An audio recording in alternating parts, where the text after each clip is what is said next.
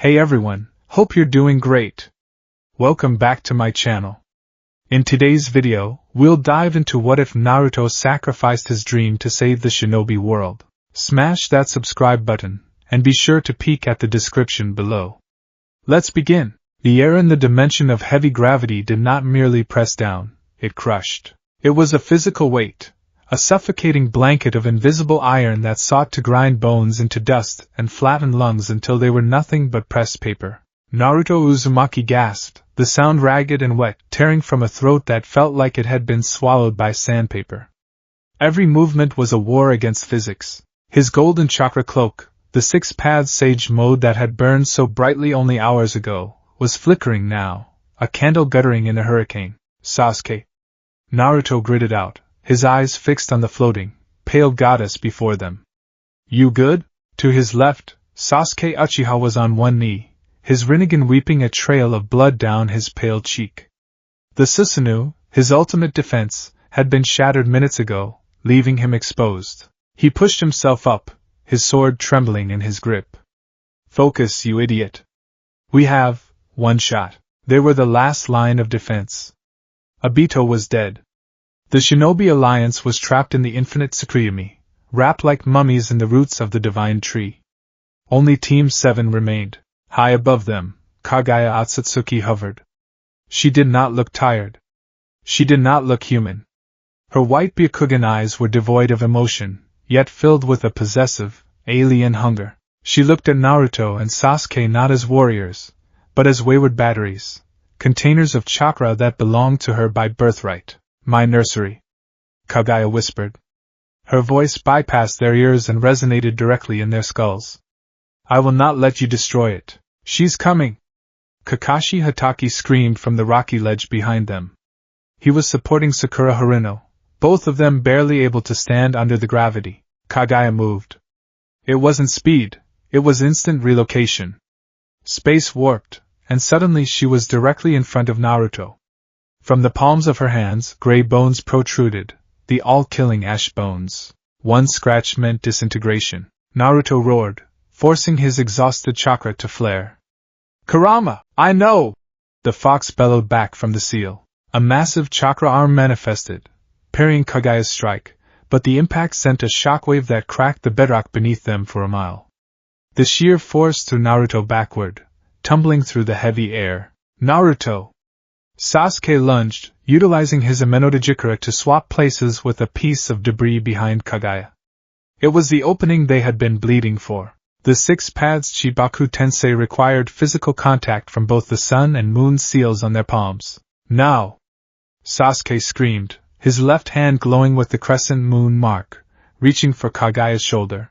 Naruto, recovering midair with instinct honed by a lifetime of combat, used the truth-seeking orb to propel himself forward. His right hand, bearing the sun mark, extended. It was perfect. It was exactly like the strategy they had formulated. They were inches away. The world seemed to hold its breath.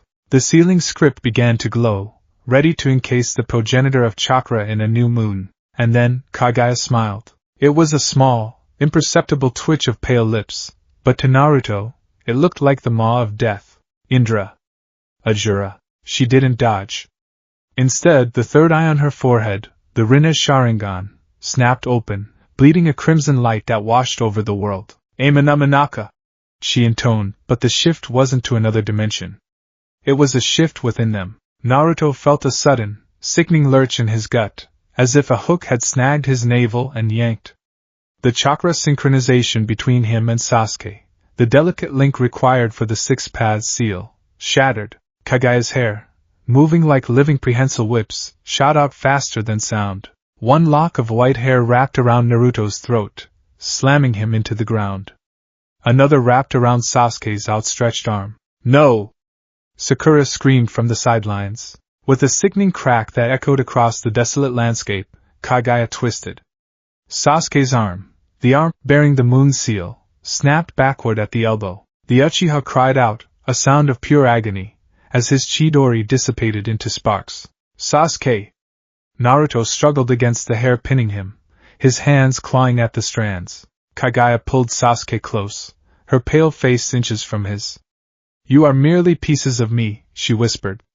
She raised a hand, her palm glowing with an ominous, dark sphere, the expansive truth-seeking ball, and pieces should return to the whole. She fired a point-blank blast of pure chakra into Sasuke's chest. Sasuke was launched like a ragdoll. He skipped across the jagged terrain, crashing through 3 pillars of rock before sliding to a halt in a crumpled heap. He didn't move. The purple glow of his Susanoo flickered and died completely. Bastard! Naruto's rage boiled over. The red chakra of the 9 tails flooded his system, burning away the white hair restraining him. He exploded upward, slamming a Rasengan into Kagaya's gut, forcing her back a few yards. Naruto didn't follow up.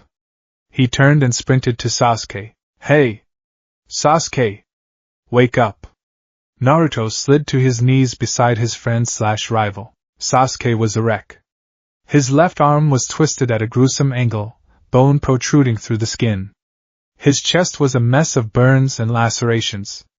He coughed, blood bubbling past his lips. His Rinnegan was half closed, the tomo faded. The seal. Sasuke wheezed, his voice barely audible. He tried to lift his left hand, but it hung limp, nerve damage severing his control. The moon seal, the flow, it's broken. Naruto stared at the palm. The crescent moon mark was dimming. The connection to the Sage of 6 Paths was fading as Sasuke's life force plummeted. Sakura! Naruto yelled, looking back. Get over here! Sakura and Kakashi were already moving, fighting the gravity. Sakura dropped beside them, her hands glowing green with medical chakra. She hovered them over Sasuke's chest, her face pale with terror. His chakra network. Sakura's voice trembled. It's shattered. I can keep him alive, but he can't fight. He can't mold chakra for the seal. The silence that followed was louder than the battle. Without the moon seal, Kagaya could not be sealed. Without the seal, she was immortal. Naruto looked up. Kagaya was recovering, floating high above them again. The expansive truth-seeking ball behind her was growing larger, swallowing the little light remaining in the dimension. It was the size of a mountain now. When she dropped that, this dimension, and everyone in it, would cease to exist. Kakashi-sensei, Naruto said, his voice terrifyingly calm. Is there any other way? Kakashi looked at his students, his broken family. The copy ninja, the man of 1,000 jutsu, looked utterly defeated. We need a planetary seal to hold her. Without the Een power, we don't have the anchor. Naruto clenched his fists. The dirt of this alien world dug into his palms. He thought of the village. He thought of Iruka waiting for him at Ichiraku. He thought of the swing set. He thought of the dream he had shouted to the heavens since he was old enough to speak. I'm going to be Hokage. Kurama, Naruto said internally, diving into his subconscious. The inner world. The sewer system of Naruto's mind was usually dimly lit, but now the water was turbulent, splashing against the bars of the massive gate. The 9 tails lay there, its massive head resting on its paws. The other tailed beast gathered around in the circle of the mental plane, looking solemn. You saw it, Naruto said, splashing through the water. Sasuke is down. The seal is busted. I saw, Kurama rumbled. The great fox's eyes were narrow, filled with a sorrow Naruto rarely saw. The Uchiha is barely clinging to life. Even if the girl heals him, he won't be combat ready for days. We have minutes, so that's it? Naruto asked, his voice cracking. We just die. We let her eat the world. Kurama was silent for a long moment. There is one way. But I did not speak of it because the cost is too high. Even for you. Naruto stepped closer to the bars. Higher than the world ending? Talk to me, Kurama, the planetary vessel seal. Kurama explained, his voice deep and ancient. The Sage of 6 Paths theorized it, but never used it. The Chibaku Tensei uses the earth to create a prison, with gravity as the lock, but Kagaya controls nature itself. She can break out of rocks. To hold her without the yin-yang balance of 2 people, you need a living host. A vessel capable of holding the 10 tails progenitor inside their own body. Naruto's eyes widened. Like a Jinchuriki? But she is the 10 tails. I'm already a Jinchuriki. No, Kurama growled. Not like us. We are chakra given form. She is a physical being, a god. You cannot just seal her into your stomach. You must become the singularity. You must invert your own six-path senjutsu, turning your body into a living dimension, a gravity well so strong that not even she can escape. Naruto processed this. Okay. So I suck her in. Then what? Kurama closed his eyes. If you do this, you become the seal. Her consciousness will be trapped within yours. A constant, eternal battle for dominance. If you ever relax, she escapes. If you die, she escapes. The fox opened one eye, piercing Naruto with a look of profound sadness. To ensure the seal holds, the hosts must remove themselves from the cycle of samsara. You cannot exist in the elemental nations. The resonance of the world's chakra would weaken your hold. You would have to exile yourself to the void, the space between dimensions. A place where time does not flow. The words hung in the air. You will be frozen in time, Naruto. Alive, but unaging. Alone. Fighting her mental projection for eternity. You will never see your friends again. You will never eat ramen again. You will never become Hokage. Naruto stood frozen. The water rippled around his ankles. Never become Hokage. The image flashed in his mind, the white robes. The hat with the kanji for fire. The people cheering, not out of fear, but out of love. The acknowledgement he had craved his entire life. He looked at Kurama. But the village, everyone, they'll be safe? The infinite Tsukuyami will end? If you take Kagaya away, the spell on the world will break. The tree will wither without its heart. Yes. They will live. Naruto looked down at his reflection in the water. He didn't see a prankster anymore. He didn't see the outcast. He saw a man. A leader isn't the one who wears the hat, he realized. A leader is the one who steps in front of the blade. Kurama, Naruto whispered. Are you with me, you fool? Kurama snorted, though the great beast lowered his head in a bow of respect. I am a part of you. Where you go, I go. We will fight the rabid hag together, until the end of time. Naruto grinned. It was his trademark grin, though it didn't quite reach his eyes. Alright then. Let's do this. The dimension of gravity. Naruto's eyes snapped open. The golden cross pupils of six-pad sage mode burned with a new, terrifying intensity. He stood up. The exhaustion seemed to evaporate, replaced by a cold, hard resolve. Sakura, Naruto said. His voice was steady. How much chakra do you have left? Sakura looked up, tears streaming down her face. Enough to heal Sasuke's lung, but... Naruto, what are you doing? Naruto walked over to Kakashi. He reached into his pouch and pulled out a kunai, the special three-pronged kunai of the fourth Hokage, given to him by Minato before he faded. He pressed it into Kakashi's hand. Sensei. I need you to listen to me carefully. I'm going to create an opening. When I do, you use Kemi? You take Sasuke and Sakura and you get out of here. Go back to the real world. What about you? Kakashi asked, gripping the kunai. He sensed the shift in Naruto's demeanor. It was the same look Minato had on the night the Nine Tails attacked Konoha. The look of a man writing his own obituary. I have a plan to deal with Grandma, Naruto said, forcing a light tone. But I can't do it if I'm worrying about you guys. Naruto, Sasuke rasped from the ground. He had opened his eyes. He tried to grab Naruto's ankle. Don't do something stupid. The seal failed. Naruto looked down. He crouched and gently pried Sasuke's fingers from his pant leg. He held Sasuke's bloodied hand for a second longer than necessary. You know, Sasuke. I always wanted to beat you. Just once, fair and square. Naruto smiled softly. Guess we'll have to call it a draw. Naruto. Sasuke's eyes widened with panic. He saw it. He saw the intention. Stop. Naruto stood up and turned his back on them. He faced Kagaya, who was now descending, the massive black sphere hovering behind her like a dark sun. Hey! Rabbit lady! Naruto shouted, pointing a finger at her. You want your chakra back? Come and get it. He clapped his hands together. The sound was like a thunderclap. Shadow clone jutsu! It wasn't a few dozen. It wasn't a few hundred. Explosions of white smoke filled the dimension. 2,000 Narutos appeared, filling the sky, the ground, every inch of available space. They were a golden army, screaming in defiance. Attack!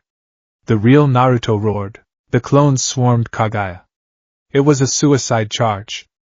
Kaguya waved her hand, and hundreds were disintegrated by ash bones.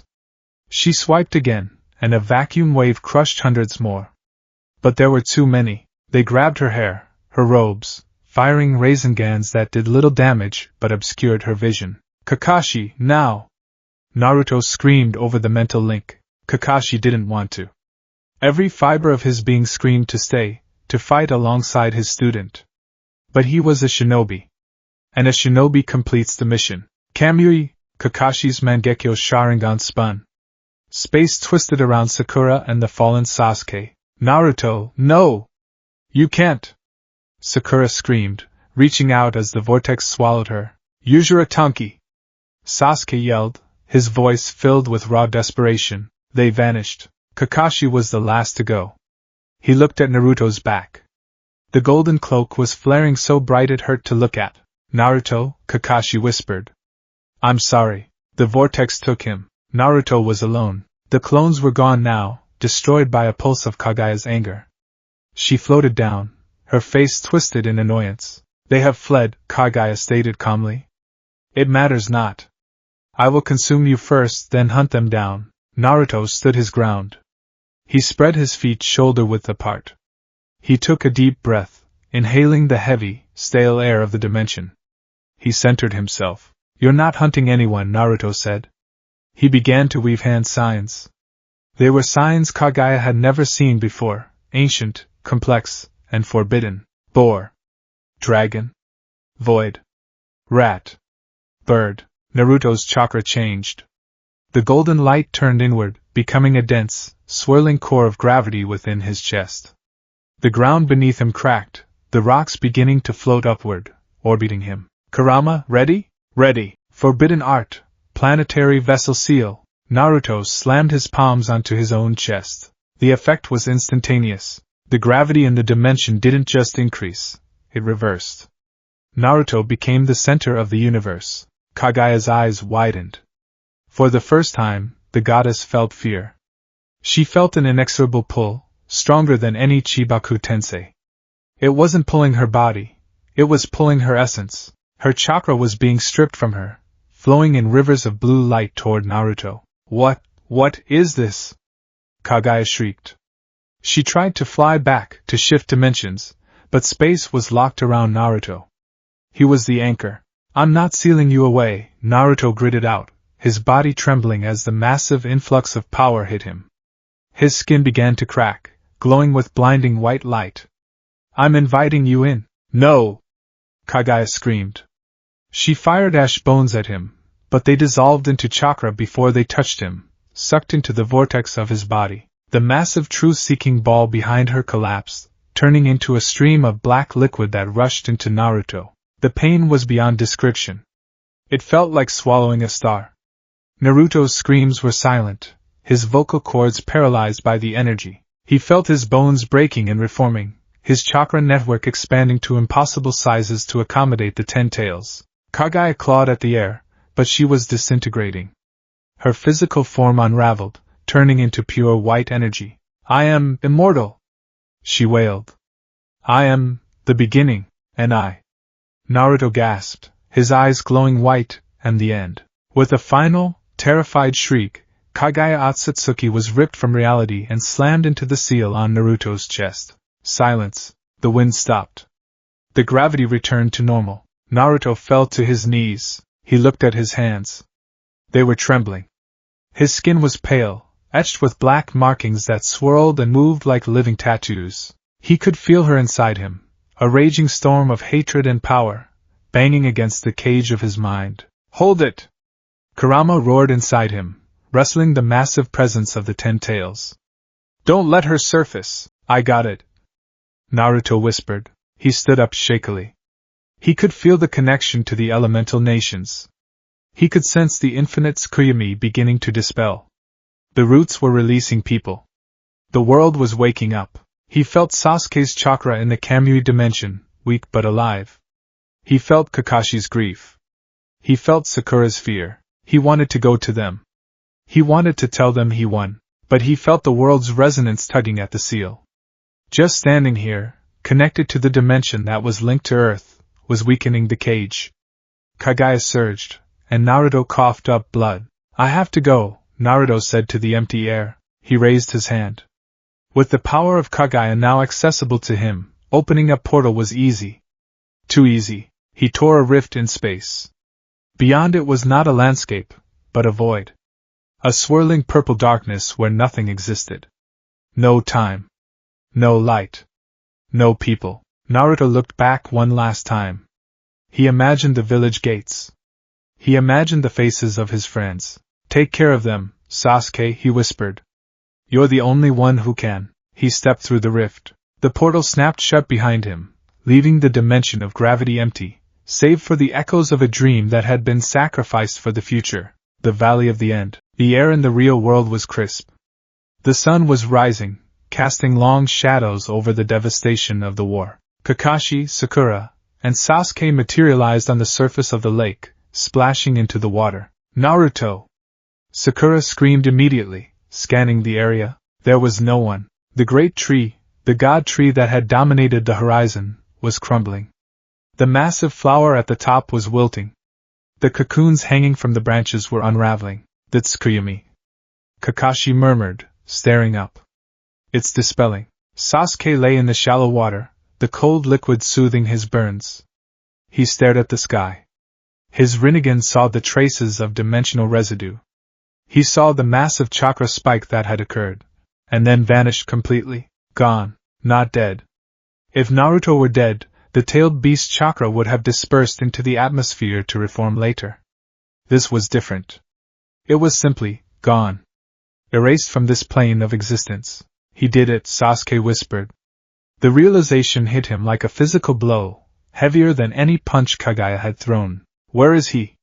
Sakura grabbed Kakashi's vest. Sensei, bring him back. Use Kamui. Kakashi lowered his head. He covered his left eye, which no longer held the Sharingan. Obito's spirit had departed, taking the power with him. I can't, Sakura. And even if I could, I don't think he's in a place we can reach. The silence of the dawn was broken by the sound of Sakura's sobbing. She collapsed into the water, screaming Naruto's name. Sasuke forced himself to sit up. He clutched his useless left arm. He looked at the headband that had fallen from his pouch during the fight, Naruto's slashed headband, which he had kept all this time. He gripped the metal plate until his knuckles turned white. You idiot, Sasuke choked out, water dripping from his hair to hide the tears welling in his eyes. You promised. You promised we'd settle this. But the wind only rustled the leaves of the decimated forest. There was no loud laughter. No orange jacket. No declaration of a dream. The world was saved. The war was over, but the sun felt cold. Konohagakure, 1 week later, the village was in a state of chaotic reconstruction. The villagers, awakened from the dream, were confused, terrified, but alive.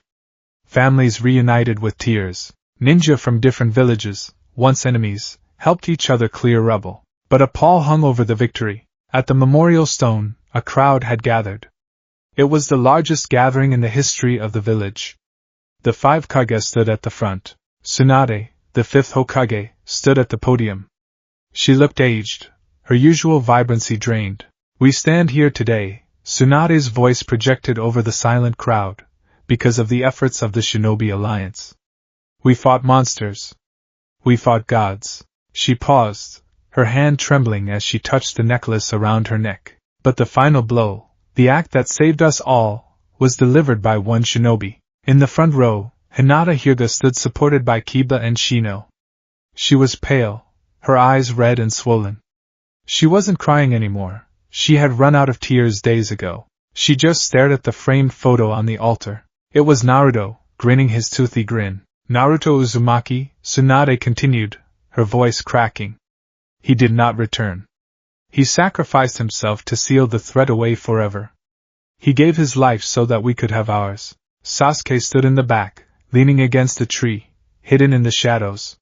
He wore a dark cloak, his left sleeve pinned empty. He watched the ceremony with a detached, cold gaze. He heard the whispers of the villagers. He really saved us? The demon fox kid? He's a hero. He should have been Hokage. Sasuke closed his eyes. Should have been. The ceremony ended. The crowd began to disperse, leaving flowers and incense. Kakashi found Sasuke by the tree. The silver-haired man looked tired. He held the Hokage hat in his hands, the hat that was supposed to be passed to him, and eventually, to Naruto. Sasuke, Kakashi said softly. He's not dead, Sasuke said. It wasn't a question, Sasuke. I can sense him, Sasuke interrupted, opening his eyes to reveal the Rinnegan. It's faint. It's infinite distances away. But he is there. Somewhere. If he is, Kakashi said, he is staying there for a reason. To keep the seal intact. Sasuke pushed off the tree. He looked at the Hokage hat in Kakashi's hands. He wanted that hat more than anything, Sasuke said bitterly. He screamed it in my face for years. And he threw it away for them. He gestured vaguely at the villagers. For people who treated him like trash. That was his ninja way, Kakashi said. Sasuke turned to leave. Where are you going? Kakashi asked. I have sins to atone for, Sasuke said, his voice dropping to a low growl. And I have a promise to keep. Naruto left this world in my care. If anyone tries to threaten the peace he bought with his life. Sasuke turned back, his single eye flashing with a terrifying resolve. I will obliterate them. As Sasuke walked away, the wind picked up.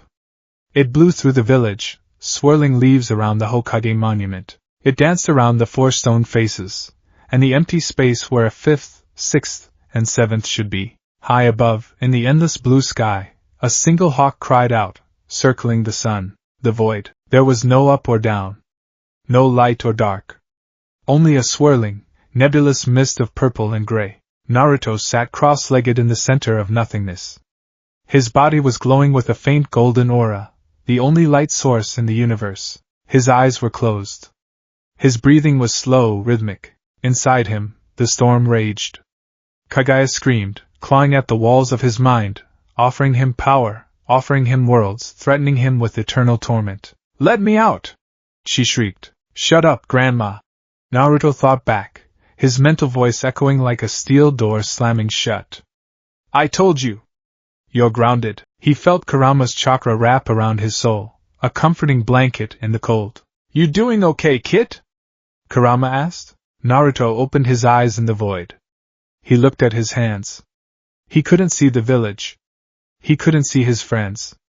He didn't know if years had passed or only seconds, but he felt the peace. The silence of a world no longer at war. He smiled. It was a sad, lonely smile, but it was genuine. Yeah, Kurama, Naruto whispered to the empty eternity. I'm right where I need to be. He closed his eyes again, resuming his eternal watch. The uncrowned king, sitting on his throne of nothingness, guarding the world that would slowly learn to live without him. The battlefield, the roots of the world. The waking was not a sudden gasp of air, but a slow, confused unraveling. For hours, or perhaps years, in the twisted chronology of the dream, humanity had been suspended in amber. They had lived lives of perfect contentment, scenarios tailored to their deepest, most desperate desires. In the cocoon of the infinite Tsukuyomi, fathers had never died, lovers had never parted, and war was a concept found only in history books. Then, the light shattered. It started as a vibration in the ground, a tremor that ran through the massive, tangled roots of the god tree. The thick, wooden husks that encased the Shinobi alliance began to wither, turning from a vibrant, chakra-infused brown to a brittle gray. Shikamaru Nara fell forward. He hit the dirt hard, his knees scraping against the jagged rocks of the devastated landscape. His lungs heaved, sucking in air that tasted of ash, ozone, and dried blood. He blinked, his vision blurring. A moment ago, he had been playing shogi with a summa on a porch while his father laughed in the background. Now, he was staring at a scorched wasteland. Asuma-sensei. The words slipped from his lips before his rational mind caught up. The grief, which had been soothed by the dream, came rushing back with the force of a tidal wave. Around him, the world was filled with the sounds of confusion. The rustle of thousands of bodies hitting the ground. The groans of muscles stiff from magical paralysis. The bewildered cries of names. People calling out for the loved ones they had just been speaking to in the dream, only to find empty air. Temari! Shikamaru's head snapped up. Instinct overrode confusion. Ino! Choji, I'm here. Ino's voice was weak.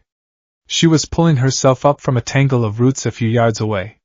She looked around, her blue eyes wide and terrified. What happened? The dream, it just stopped. The jutsu was dispelled, Shikamaru said, his mind racing. The gears of the strategist began to turn, grinding against the exhaustion. That means they won. He scrambled to his feet, ignoring the protest of his body. He looked toward the horizon, toward the epicenter of the cataclysm where Team 7 had been fighting. The massive god tree was crumbling, its trunk disintegrating into dust that blew away on the wind. The red moon that had cast its genjutsu over the world was fading, returning to its pale, cratered white. Naruto, Shikamaru breathed. A grin, tentative but hopeful, tugged at the corner of his mouth. He actually did it. That troublesome idiot actually did it. Naruto! Choji bellowed, wiping dust from his face. Hey! Where's the victory ramen? A wave of relief washed over the alliance. The Kage were stirring. Gaara, the Kazekage, was already standing, his sands swirling around him protectively as he scanned the area. The Reikage was roaring orders to check for wounded. The Tsukuyomi was over. The nightmare was finished, but as the dust settled, a strange stillness took hold. It started at the front lines and rippled backward. The cheering that had begun to swell in the throats of the ninja died out before it could truly begin. Shikamaru sensed the shift in the atmosphere immediately. It wasn't the silence of peace. It was the silence of a held breath. Something's wrong, Gaara stated, appearing beside Shikamaru in a swirl of sand. His turquoise eyes were fixed on the distance. I cannot sense his chakra. Who? Shikamaru asked, though a knot of ice was already forming in his stomach. Madara? Naruto, Gaara said softly. His chakra, it was a sun. It was everywhere. Now, there is nothing. And then, space twisted. 50 yards ahead of the gathered alliance, the air warped. A spiral of dimensional distortion spun into existence. The signature of Kakashi Hataki's Kamui. There. Ino pointed. They're back. 3 figures spilled from the void. They didn't land with the grace of legendary heroes. They collapsed. Sakura Haruno hit the ground first, rolling to a stop, her body racked with sobs so violent they looked like seizures. Kakashi Hatake appeared next, landing on his knees. He didn't move to stand. He slumped forward, his hands digging into the dirt, his head bowed so low his silver hair touched the ground. And then, Sasuke Uchiha, the rogue. The Avenger. The wildcard. He stumbled out of the rift, his left sleeve flapping empty and bloody in the wind.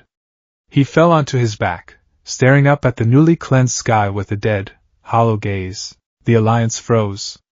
Thousands of eyes fixed on the 3 survivors. They waited for the 4th. They waited for the flash of orange.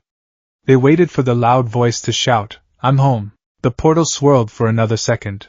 And then, with a soft pop, it vanished. The silence that followed was heavy enough to crush bones. Where is he? The question came from Kiba Inuzuka. He pushed his way through the crowd, Akamaru whining at his heels. Hey! Kakashi-sensei! Sasuke! Where's Naruto?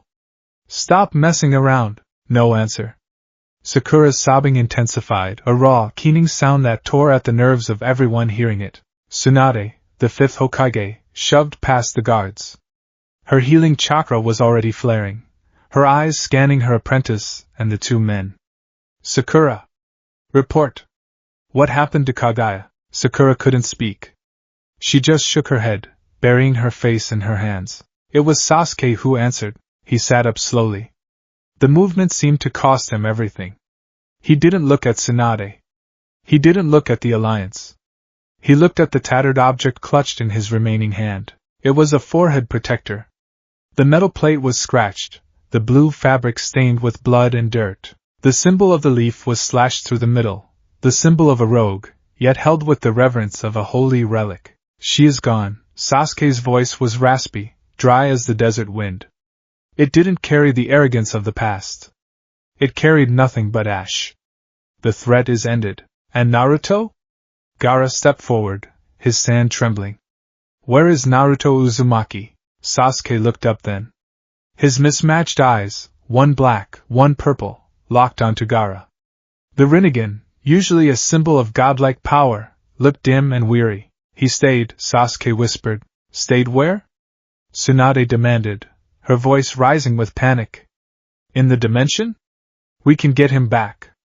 Kakashi, open the portal again. If he's hurt, I can heal him. You can't, Kakashi spoke for the first time. He lifted his head. His face mask was torn, revealing the exhaustion etched into his features. He didn't just stay in the dimension, Lady Fifth. He became the seal. Murmurs broke out across the crowd. Became the seal? The Chibaku Tensei failed? Kakashi continued, his voice steady but lifeless. We couldn't hold her. Naruto. He realized the only way to contain Kaguya was to turn his own body into the vessel. He took her inside himself. Kakashi looked at his hands, hands that had lost Obito, then Rin, then Minato, and now his last student. He exiled himself to the void, Kakashi finished. To a place outside of time. He's gone. The words hung in the air, incomprehensible. That's a lie. The scream shattered the paralysis. Hinata Hyuga burst from the front line. Her Byakugan was fully active, veins bulging around her eyes as she frantically scanned the horizon, the sky, the ground, the very atoms of the air. He's here! She cried, her voice hysterical. He has to be here. His chakra, it's just low. He's hiding. Naruto-kun! She ran towards Sasuke, grabbing his cloak with trembling hands. Tell me you're lying. Tell me he's just playing a prank. Please! Sasuke didn't push her away. He looked at the Hyuga heiress, seeing the devastation in her pale eyes. For a moment, he saw his own reflection. Look, Sasuke said softly. Look with your eyes. He pointed toward the empty space where the portal had been. Hinata whipped her head around. She focused her vision, pushing her dojutsu to its absolute limit. She tried to peer through the fabric of reality, and she saw it. Or rather, she saw the absence of it.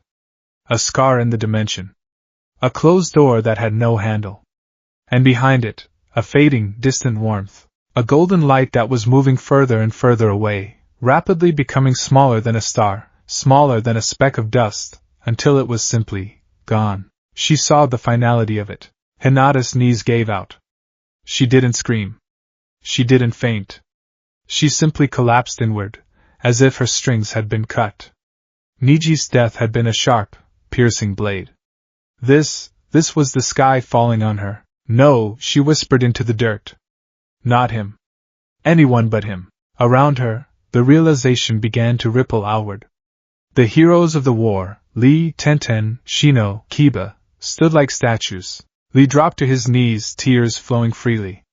Naruto-kun, your flames of youth, they burn too bright. Shikamaru closed his eyes, tipping his head back. He felt a tear track hot down his cheek. Checkmate, he whispered to the wind. You sacrificed the king to save the pawns. That's not how the game is played, you idiot. Tsunade stood frozen. She looked at the faces of the young ninja, the generation Naruto had vowed to protect. She remembered the necklace he had won from her. She remembered his promise. I won't die until I become Hokage. He broke his promise, Tsunade said, her voice hollow. She sounded like an old woman. The brat actually broke his promise. No, Gaara said. The Kazekage-san formed a barrier between him and the rest of the world, hiding his trembling hands. He kept the only one that mattered, the long walk home. The journey back to Konohagakure was a funeral procession of thousands. There was no victory march. There were no songs. The Shinobi Alliance, the greatest military force ever assembled, walked with their heads down. The wounded were carried on stretchers. The dead were sealed in scrolls. But the heaviest burden was the absence of the loud, blond boy who had united them all. Team 7 walked at the front, but they walked separately. Kakashi supported Sasuke, whose chakra was dangerously low. Sakura walked a few paces behind, her medical duties the only thing keeping her functioning. She moved from patient to patient, healing cuts and bruises, her eyes glassy and unfocused. Sasuke was silent. The physical pain of his arm was nothing compared to the gnawing void in his chest. He kept replaying the final moments. The look in Naruto's eyes. The smile. Take care of them. It was a curse. It was a blessing. It was a burden Sasuke wasn't sure he could carry. As they crossed the border into the land of fire, the landscape changed. The devastation of the war gave way to green forests that had been spared the worst of the fighting. The birds were singing. It felt insulting. Sasuke, Kakashi said quietly as they paused for water. When we get back, it's going to be complicated. Sasuke scoffed, wincing as he shifted his shoulder. I'm a criminal, Kakashi. I attacked the Kage. I intended to execute the tailed beasts. Complicated is an understatement. I expect a cell? Or an execution. You saved the world, Kakashi reminded him. Naruto saved the world, Sasuke corrected sharply. I just watched. You were the other half of the 6 paths, Kakashi said firmly. Without you, he couldn't have engaged Kaguya. Without you, the infinite Tsukuyomi would still be active. The world knows that. The world knows I tried to kill him, Sasuke muttered, gripping the headband tighter.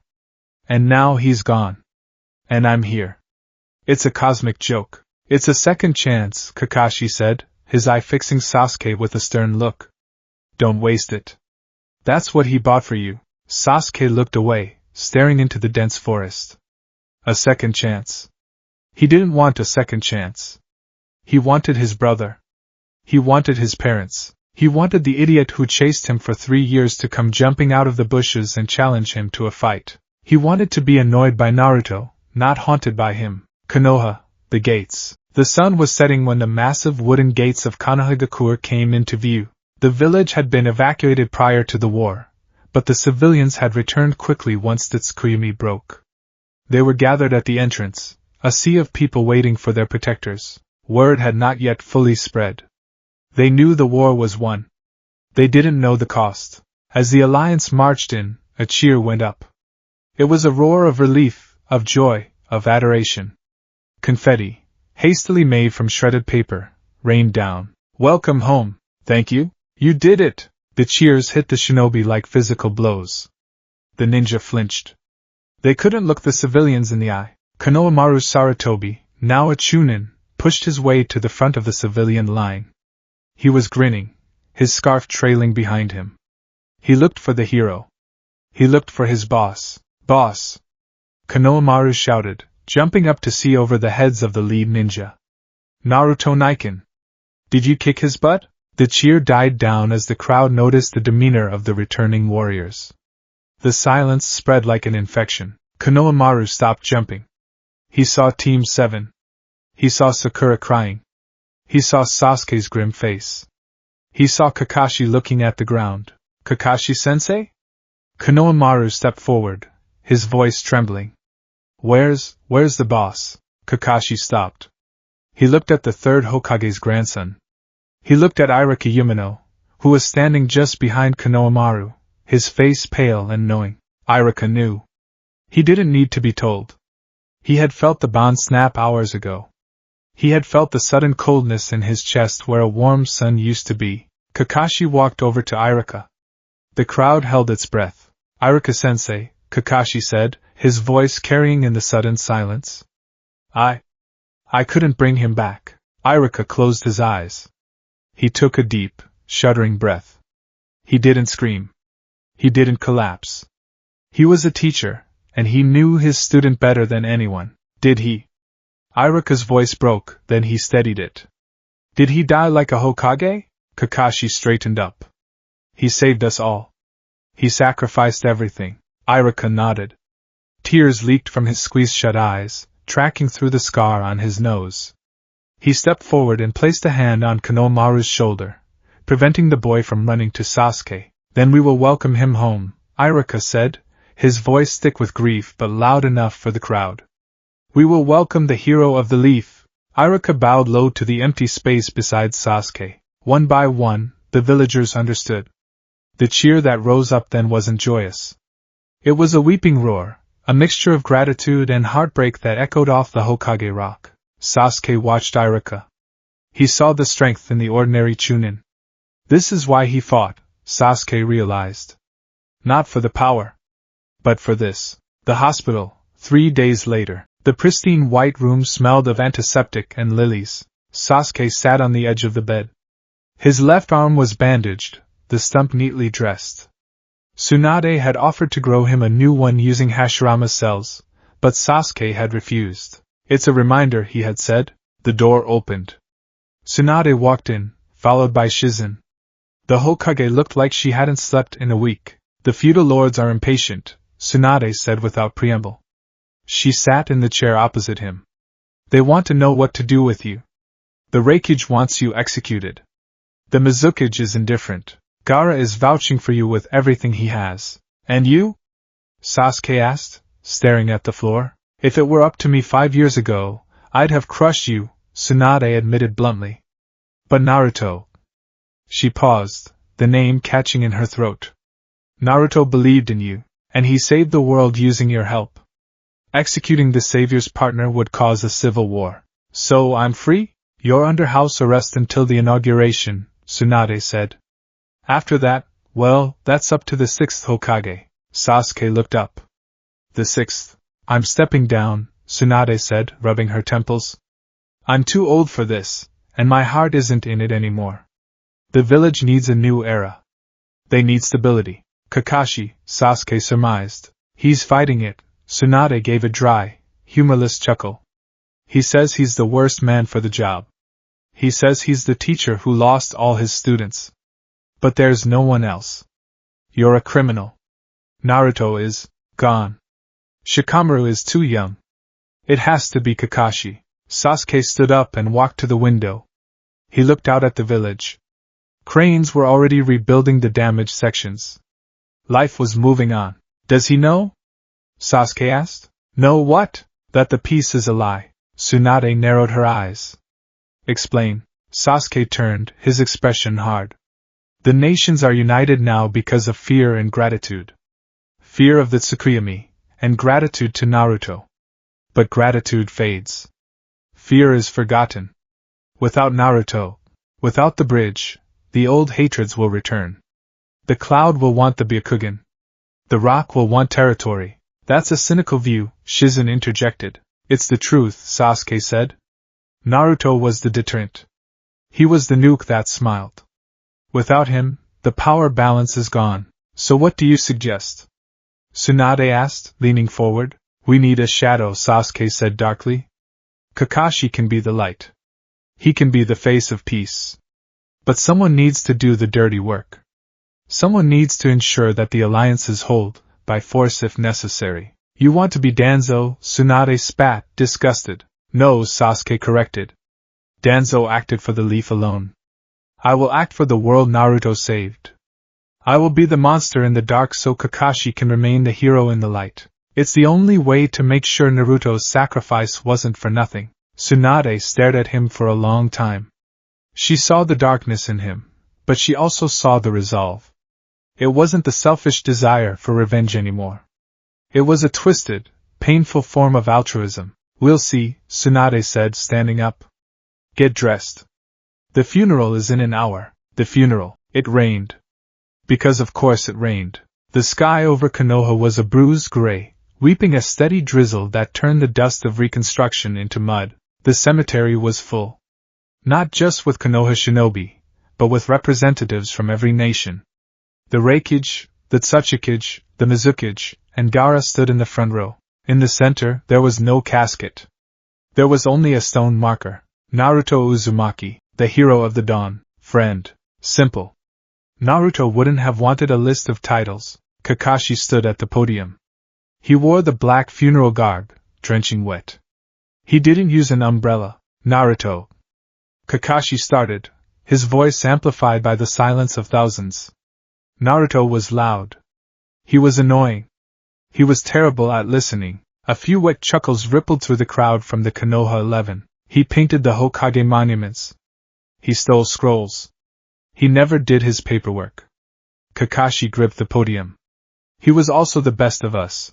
Kakashi looked up at the gray sky. He taught us that heritage doesn't define destiny. He taught us that hatred is a choice, not a birthright. He taught me that those who abandon their friends are worse than scum. Kakashi looked at Sasuke, who stood on the periphery, leaning against a tree, alone. He had a dream, Kakashi continued. A dream to be acknowledged. To be the Hokage. Today, we acknowledge him. Not just as a ninja, but as the uncrowned king of the shinobi world. Kakashi stepped back. Hinata walked up to the stone. She placed a single white lily on the cold granite. She lingered, her fingers tracing the name. She whispered something no one else could hear. I'll wait. Even if it takes forever. Sakura placed a bowl of instant ramen, miso flavor, next to the flower. She smiled through her tears. Don't let it get cold, idiot. Gaara placed a small gourd of sand. Killer Bee placed a notebook of rhymes. Tsunade placed the first Hokage's necklace, the one she had bet on him. Finally, the crowd began to disperse. The rain picked up. Sasuke remained. He waited until everyone was gone. Until the sun began to set, painting the sky in bruises of purple and orange. He walked to the stone. He looked at the offerings. He reached into his cloak and pulled out the slashed forehead protector. He looked at it one last time. I'm not giving this back, Sasuke said to the stone. You can come and get it yourself. He tied the protector around his forehead, something he hadn't done since he was 12 years old. The metal felt cold against his skin, but the weight was grounding. I'll watch over them, Sasuke promised. I'll be the Hokage you couldn't be. Not the one in the chair, but the one who protects. He turned and walked away, the blue fabric trailing behind him in the wind. The inauguration. 2 weeks later, the village was draped in red and white. The mood had shifted from mourning to a determined resilience. The will of fire burned brighter when fanned by grief. The Hokage mansion's roof was crowded. The feudal lord of fire stood with the ceremonial fan. Kakashi Hatake stood at the railing. He wore the white robes of the Hokage, the red hat held in his hands. He looked uncomfortable, like a man wearing a suit that was 2 sizes too big. Below, the villagers cheered. It was a desperate cheer. They needed a leader. They needed to know that life would go on. Kakashi put the hat on. The cheers intensified. 6th Hokage! 6th Hokage! Kakashi waved, a small, reserved motion. He looked to his side. Standing in the shadows of the roof access, unseen by the crowd below, was Sasuke. You should be down there, Kakashi said over the noise. As my advisor? No, Sasuke said. I work better in the dark. You're leaving tonight? There are remnants of Kagaya's army. White Setsu that weren't destroyed. People who might try to exploit the vacuum Naruto left. I'm going to hunt them down, Kakashi sighed. Don't stay away too long, Sasuke. Sakura worries. Sasuke paused.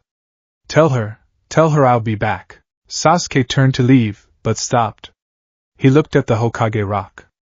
The workers had already begun clearing the space next to Tsunade's face. Kakashi, leave a space, Sasuke said, gesturing to the mountain. After your face. Leave a space for him. Kakashi smiled beneath his mask. I already gave the order. Sasuke nodded. He vanished in a swirl of leaves and speed, heading toward the gates. Kakashi looked out over the village. He saw the children playing ninja in the streets. He saw the shops reopening. He saw the smoke rising from the Ichiraku ramen stand. The silent dawn is over, Kakashi whispered to himself. Now the day begins. He looked up at the sun, blinding and bright. Watch us, Naruto. We'll make it a world worth saving. The void. Time was a fluid concept here. It didn't tick. It flowed like molasses. Naruto sat in his meditative pose. The golden aura around him was steady. They are grieving. Kurama's voice echoed in his mind. I can feel the resonance. The brat with the sand. The Hyuga girl. The Uchiha. Naruto didn't open his eyes. A single tear leaked out, floating upward in the zero-gravity environment. It turned into a crystal of ice, shimmering in the golden light. I know, Naruto thought back. I can feel it too. It hurts. You could open a window, Kurama suggested. Just to look. 1 second wouldn't break the seal. No, Naruto said firmly. If I look, I might want to go back. And if I want to go back, she will use that desire to break out. The presence of Kaguya rumbled deep in his subconscious, a sleeping dragon waiting for a moment of weakness. I have to let them go, Kurama, Naruto said, his voice trembling slightly. I have to let them live their lives. If I'm always watching, I'm just a ghost haunting them. So we just sit here. We sit here, Naruto agreed. We hold the wall. He visualized the village in his mind. Not as it was, but as he hoped it would be. He saw Sasuke protecting the weak. He saw Kakashi leading with wisdom. He saw Sakura healing the sick. He saw Hinata smiling. That's enough, Naruto whispered. That's my dream now. He cleared his mind, sinking deeper into the meditation, locking the door to the outside world, and throwing away the key. The land of rivers, the borderlands. The rain in the land of rivers did not wash things clean. It merely turned the dust of the old world into a thick, clinging mud. It was a gray, relentless downpour that blurred the horizon and muffled the sound of footsteps. A caravan of 3 wagons trundled through the sludge. They were unmarked, covered in heavy tarps, but the chakra signatures radiating from within were unmistakable to anyone with sensory training. 10 rogue ninjas surrounded the wagons. They wore mismatched armor, scavenged pieces from Iwagakure, Kirigakure, and the defunct Sound Village. They were the debris of the 4th Great Ninja War, men who had lost their masters, their villages, or their minds, and had turned to the only trade they knew, violence. Keep moving! The leader barked, a scarred man with a missing ear. We cross the border into the land of wind by dawn. Once we sell this payload, we live like kings. Inside the wagons were crates of scientific ninja tools, prototypes stolen from the rubble of a hidden research facility during the post-war confusion. In the wrong hands, they could destabilize a small nation. Boss, one of the rogues hissed, halting his stride. Did you hear that? Hear what? It's rain, idiot. No. The birds. They stopped. The leader paused. He strained his ears. The ambient noise of the forest, the chirping of insects, the rustle of small animals, had vanished. Even the rain seemed to fall with a hushed reverence. A chill that had nothing to do with the weather crawled up the leader's spine. Defensive formation! He screamed. Too late. There was no explosion. No battle cry. There was simply a sound like a tearing sheet, the distinct chirp of lightning, and then silence. 3 men on the left flank collapsed simultaneously. Their bodies hit the mud with a wet slap. There were no marks on them, save for precise, cauterized punctures through their hearts. Who's there? The leader roared, drawing a jagged broadsword. Show yourself! A figure stepped out from the treeling. He wore a dark, high-collared cloak that swallowed his form. A hood obscured his face, but the wind caught the edge of the fabric, revealing the hilt of a straight-bladed sword, a kusanagi, strapped to his hip. He walked calmly, his boots making no sound in the mud. He had only one arm. The rogues froze. Tales had spread in the last year. Whispers in the bingo books. Ghost stories told around campfires by terrified missing nin. They spoke of a demon that roamed the borders of the 5 great nations. A phantom who enforced the peace with the cold indifference of a reaper. The shadow, one of the rogues whimpered, dropping his kunai. The figure stopped 10 paces away. A flash of lightning illuminated his face. Pale skin. Sharp, aristocratic features. And eyes that burned in the gloom. One a spinning red Sharingan, the other the purple ripple of the Rinnegan. Sasuke Uchiha looked at them. He didn't see men. He saw cracks in the foundation. He saw weeds growing in the garden Naruto had died to plant. Leave the wagons, Sasuke said. His voice was low, bored, and terrifyingly even. Leave your weapons. And I will allow you to walk away with your lives. The leader's pride warred with his survival instinct. There are 10 of us. You're just one cripple. Bad choice, Sasuke murmured. The leader lunged, channeling chakra into his sword. Earth style, rock breaker. Sasuke didn't draw his blade. He didn't even weave a sign. He simply looked at the man. Ban's ho tenin, universal pull, gravity inverted.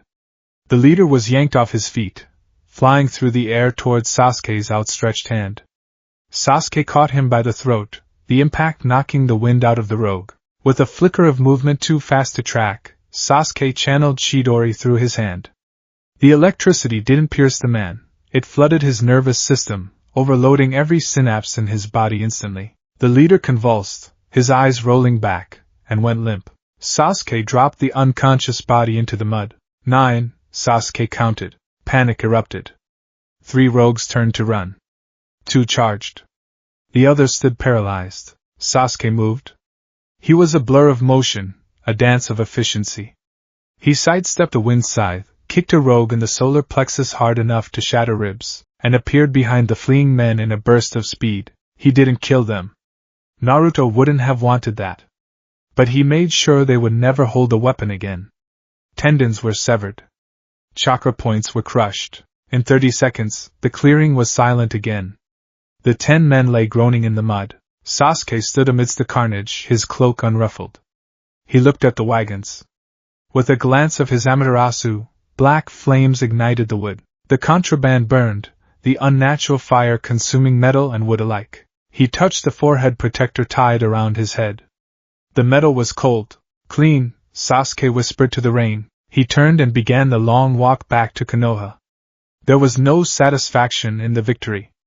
Only the grim tally of another day keeping the rot at bay. Kanahigakure, the Hokage's office. The mountain of paperwork on the 6th Hokage's desk was threatening to cause a landslide. Kakashi Hatake slumped in his chair, spinning a pen between his fingers. The office was exactly as Tsunade had left it, though Kakashi had added a few potted plants in a vain attempt to improve the feng shui. I miss the war, Kakashi muttered. In war, you just have to kill people. You don't have to debate zoning laws with the civilian council. Shikamaru Nara, standing by the window with a stack of scrolls, smirked. He had grown taller in the last year, his features sharpening. He wore the standard flak jacket now, acting as Kakashi's chief advisor and strategist. Troublesome or not, this is the peace we fought for, Shikamaru said. Though, the feudal lords are pushing back on the budget again. They say since the global threat is gone, we should reduce our standing military by 40%. Kakashi sighed, sitting up. They have short memories. It's been 1 year. 1 year since the trees attacked us. Money speaks louder than trauma, Shikamaru noted dryly. But that's not the biggest issue on the docket today. Let me guess, Kakashi rubbed his single visible eye. Iwagakure? That Tsuchikage is demanding reparations for the border skirmish last week. He claims Konoha ninja crossed into the land of Earth. We didn't. He knows that. But Inoki is old, and he's testing the waters. He wants to see if the alliance holds without Naruto as the glue. The name hung in the room.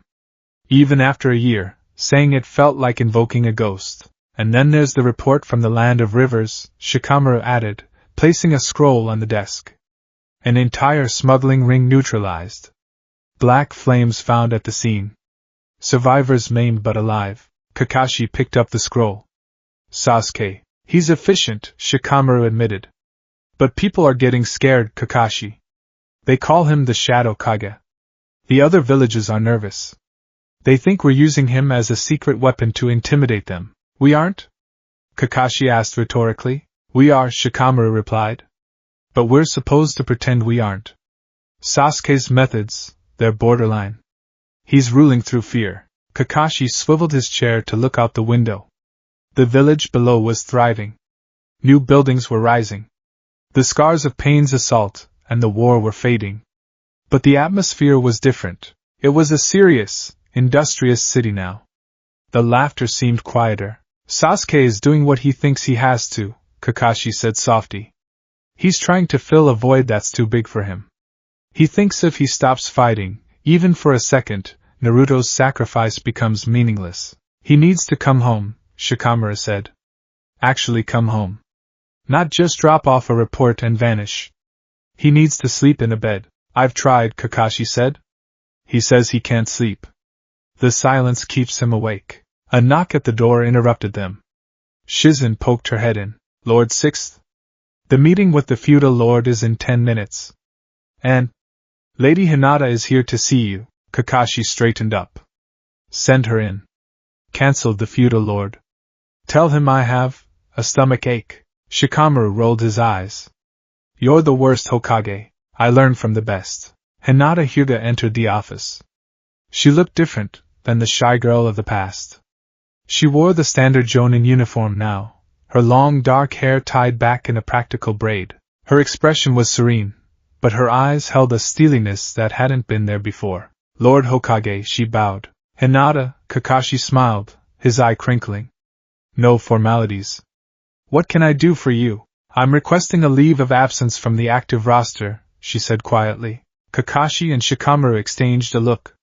Hinata had been throwing herself into missions for the last year, taking S-rank assignments that would make veterans balk. Is this for the anniversary? Kakashi asked gently. Yes, Hinata said. But also, I need to go to the moon. Kakashi blinked. The moon? I have been sensing disturbances, Hinata explained. Through the Hamura chakra line. It's faint, but I feel like something is knocking on the door. I want to use the transport gate we found during the Tonari incident to check the seal. Hinata, Shikamaru warned. Tonari is neutralized, but the moon is still unstable territory. And if you're going there hoping to find a way to reach him. I know I can't reach him, Hinata interrupted, her voice firm. The dimension he is in is sealed from the inside. I know that. She clenched her fists. But I can be close to him. Closer than I am here. Kakashi looked at her. He saw the desperation she was hiding under the veneer of duty. Permission granted, Kakashi said. But you don't go alone. Take Hanabi. It'll be a good training exercise for the heiress. Hinata bowed again. Thank you, Lord Sixth. She turned to leave. At the door, she paused. Sasuke is back, she said. I saw his chakra signature entering the village perimeter. Is he coming here? No, Hinata said. He went to the training grounds. Team 7's training grounds. Training ground 3. The wooden posts were weathered and rotting. The grass had grown tall and wild around the memorial stone. Sasuke stood in the center of the clearing. The rain had stopped, leaving the air thick with humidity and the scent of wet earth. He wasn't training. He was just standing there, staring at the 3 wooden logs where they had first met Kakashi. Where Naruto had been tied up. Where he had fed Naruto his lunch, defying orders. You pass. The memory was vivid. The feeling of camaraderie, so alien to him at the time, washed over him now like a phantom limb. Sasuke sat down on the wet grass. He took a small rice ball from his pouch and began to eat slowly. It tasted like ash. You're late, a voice said. Sasuke didn't flinch. He continued chewing. I had to take out the trash in the land of rivers. Sakura stepped out from behind the memorial stone. She wore her medical coat, stained with ink and herbs. She looked tired. There were dark circles under her green eyes. You're hurt, she observed, looking at the way he held his shoulder. It's nothing. Let me see. Sakura sat down beside him. She didn't ask for permission. She reached out, her hands glowing with green chakra, and touched his shoulder. The warmth seeped into his muscle, knitting the torn fibers he had ignored for days. Sasuke leaned into the touch slightly, his guard lowering by a fraction. It was only with Sakura, and occasionally Kakashi, that he allowed himself to be human. How is the hospital? Sasuke asked. Busy, Sakura said. The physical wounds of the war are mostly healed. It's the minds now. The children's psych ward is full. Kids who woke up from the infinite Tsukuyumi. They're confused. Some of them want to go back to the dream. Sasuke frowned. The dream was a lie. It was a happy lie, Sakura murmured. Reality is hard. She finished healing him and pulled her hands back. They sat in silence for a long time, listening to the wind in the trees. It's been a year, Sakura said. Her voice was small. I know. Do you think he can see us? She asked. Sasuke looked up at the sky. It was overcast, a blanket of gray. No, Sasuke said brutally. He is in a void outside of time. If he looked at us, he would risk breaking his concentration. He has to isolate himself completely to keep Kagaya contained. Sakura wrapped her arms around her knees. That sounds like hell. Being all alone, forever. He's not alone, Sasuke said, touching his chest. He has the fox. That's not exactly comforting. Naruto thrives in hell, Sasuke said, a hint of a smirk touching his lips. He spent his whole childhood in one. If anyone can endure eternity, it's him. Sakura looked at Sasuke. She saw the lines of stress on his face, the way his eyes constantly scanned the perimeter even when he was relaxing. You're trying to be him, Sakura said. Sasuke stiffened. I'm not. You are. You're trying to do the work of two people.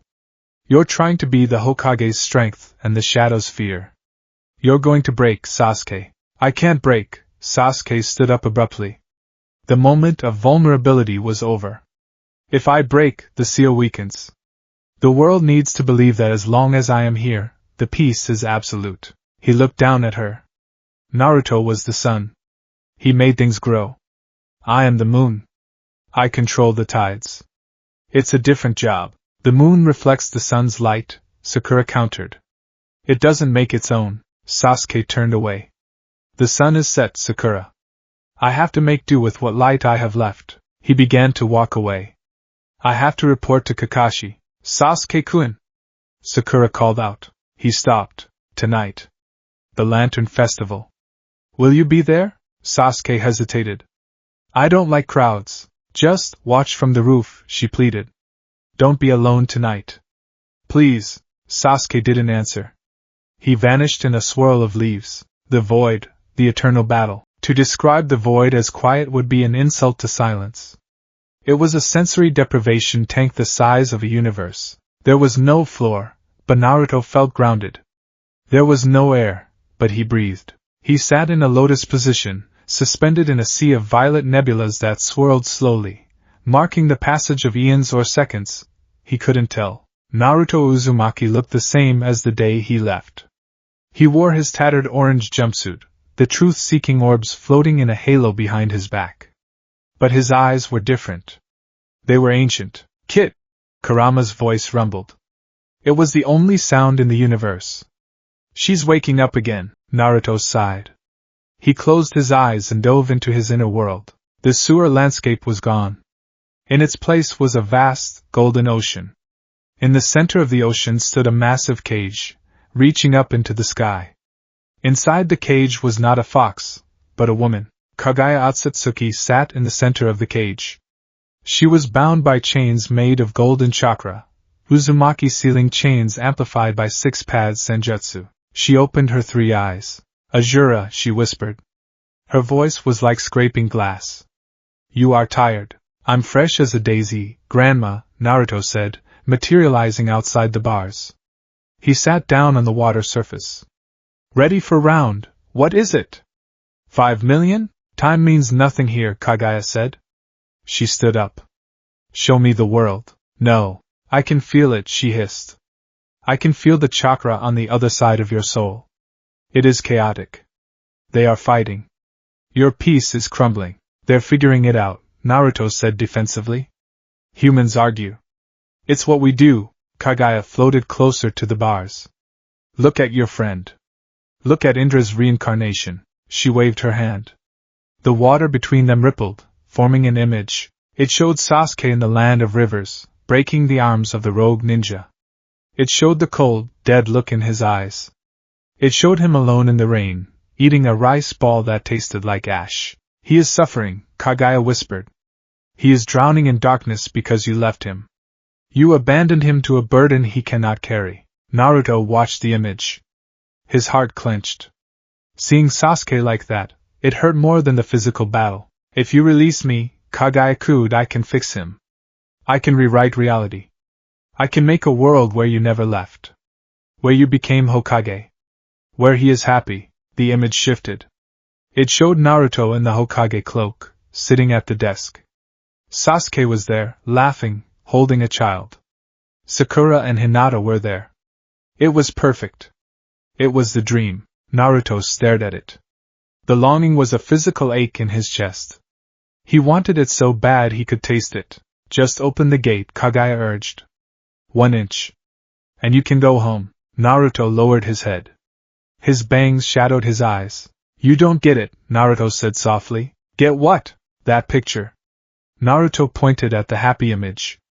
It's worthless if it's not real. Naruto looked up. His eyes burned with golden fire. The image on the water shattered. Sasuke isn't happy right now. Yeah, that sucks. But he's free. He's making his own choices. He's fighting for his own reasons. I didn't save them so I could control them. I saved them so they could struggle, and fail, and try again. Naruto stood up. The chains around Kaguya tightened, glowing brighter. And Sasuke is stronger than you think, Naruto declared. He won't break. Because I believe in him, Kaguya shrieked, a sound of pure frustration, and slammed against the bars. The impact shook the mental dimension, but the cage held. Go back to sleep, Naruto commanded. He was shoved back out to the void. Naruto opened his eyes in the purple darkness. He was trembling. That was close, he muttered. She knows your weak points, Kurama said. Your love for them is the crack in the armor. My love for them is the armor, Naruto corrected. He hugged his knees to his chest. Hey, Kurama? What? What day is it down there? Kurama paused, sensing the flow of natural energy through the seal. It has been exactly 1 solar cycle. 1 year, 1 year. Naruto smiled sadly. I wonder if they're eating ramen. Konoha, the Lantern Festival. The sun went down, but the village did not go dark. Thousands of paper lanterns were lit, casting a warm, orange glow over the streets of Konoha. It was the Festival of Remembrance, a new tradition to honor the end of the war and the lost. The streets were packed. Vendors sold takoyaki and masks. Children ran with sparklers. It looked like a celebration, but the undercurrent was solemn. At the memorial stone, the crowd was thickest. People lined up to place candles. Ino, Choji, and Shikamaru stood together. They lit 3 lanterns, one for Inoichi, one for Shikaku, and one for Niji. It's beautiful, Ino said softly. Yeah, Shikamaru agreed. He looked up at the Hokage rock. He would have loved this. All the lights. On the roof of the Hokage mansion, Kakashi stood with the other Kage. They had gathered via video transmission, but Gaara had come in person. The peace holds, Gaara said, watching the lights. For now. It holds because we hold it, Kakashi said. He swirled his sake cup. But we're getting old, Gaara. Well, I am. You're still a brat. Gaara offered a rare small smile. Naruto left us a difficult puzzle. A world without a common enemy. We have to become the common friend, Kakashi said. Ideally. The rooftops. Sasuke sat on the highest peak of the academy building. It offered the best vantage point of the entire village. He wore his Umbu mask, a hawk, pushed up to the side of his head. He watched the lanterns floating up into the sky, a river of light ascending to the heavens. He felt isolated. The joy down there was foreign to him. He was the caretaker, the guard dog, not a participant. I knew I'd find you here. Sasuke didn't turn. He recognized the chakra. Konohamaru Sarutobi landed on the tiles beside him. The teenager was taller now, wearing the scarf that was his trademark. What do you want?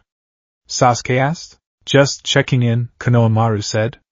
He sat down, legs dangling over the edge. He held 2 cans of juice. He offered one to Sasuke. Sasuke stared at it, then took it. Thanks. You know, Konohamaru said, cracking his can open. I'm going to be Hokage. The 8th. After Lord 6th retires. Good luck, Sasuke said. It's a thankless job. Naruto Niken wanted it, Konohamaru said. He looked at Sasuke sideways. He wanted it so he could protect everyone. Like you're doing, Sasuke scoffed. I'm not protecting everyone. I'm managing threats. There's a difference. Is there? Konohamaru asked. You scare people, Sasuke-san. The academy students tell ghost stories about you. The one-armed demon of the leaf. Fear keeps them in line. Maybe, Konohamaru said. But Naruto Niken didn't want a world ruled by fear. He wanted one ruled by understanding. Or something cheesy like that. Konohamaru pointed at the Hokage rock, specifically at the empty space next to Kakashi's face. I'm going to carve his face there, Konohamaru said fiercely. When I'm Hokage. Even if he wasn't officially sworn in. I'm putting him up there. Sasuke looked at the boy. He saw the same fire, the same stubbornness. Do it, Sasuke said. He'd like that. Konohamaru finished his juice. You should come down, Sasuke-san. Iruka-sensei is making yakisoba. It's really good. I have a patrol, Sasuke lied. Konohamaru stood up. Okay. But, you're not alone, you know? Even if you try to be. The boy jumped off the roof, joining the festival below. Sasuke sat alone again. He watched the lanterns rise. One lantern, larger than the others, floated past him. It had a drawing of a spiral on it. Sasuke reached out and caught it. The paper was warm. He closed his eyes. He poured a tiny amount of chakra into the lantern, not normal chakra, but 6 paths chakra. The Rinnegan pulsed. Can you hear me? Sasuke thought, projecting the thought not to a person, but to the dimension itself. Use your Atanki, the void. Naruto's eyes snapped open. For a microsecond, the purple fog cleared. A warmth touched his cheek. It wasn't the heat of battle. It was the warmth of a candle. He heard a sound. Not Kagaya's screaming. Not Kurama's voice. He heard the distant, muffled sound of a festival drum. And a voice, clear as day, whispering in his ear. Can you hear me? Naruto's breath hitched. He reached out into the empty air. Sasuke? The sensation vanished instantly. The cold returned. The connection was severed by the impenetrable walls of the seal, but it had been there. A ping. A signal. Naruto grinned. Tears streamed down his face, floating in the void like diamonds. Yeah, Naruto whispered to the darkness. I hear you, bastard. I hear you. He wiped his eyes. He sat up straighter. The fatigue that had been weighing on his soul lifted, just a little. All right, Kurama, Naruto said, his voice stronger. Let's keep going. I've got a world to wait for. Konoha. The next morning, the lanterns had burned out. The streets were being swept. Sasuke stood at the village gates. He had his travel pack on. Kakashi and Sakura were there to see him off. Do you really have to go? Sakura asked. You just got back. The unrest in the land of rivers was just a symptom, Sasuke said. The weapons they were smuggling, they were based on Otsutsuki technology. Someone is digging up Kagaya's old secrets. I need to find the source. Kakashi's expression darkened.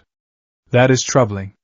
If someone figures out how to manipulate that level of chakra, I'll handle it, Sasuke said. He adjusted his cloak. He looked at Sakura. Thank you, he said. For the healing. Sakura blushed slightly. Be careful, Sasuke-kun. And Sasuke, Kakashi added. Try not to break too many bones.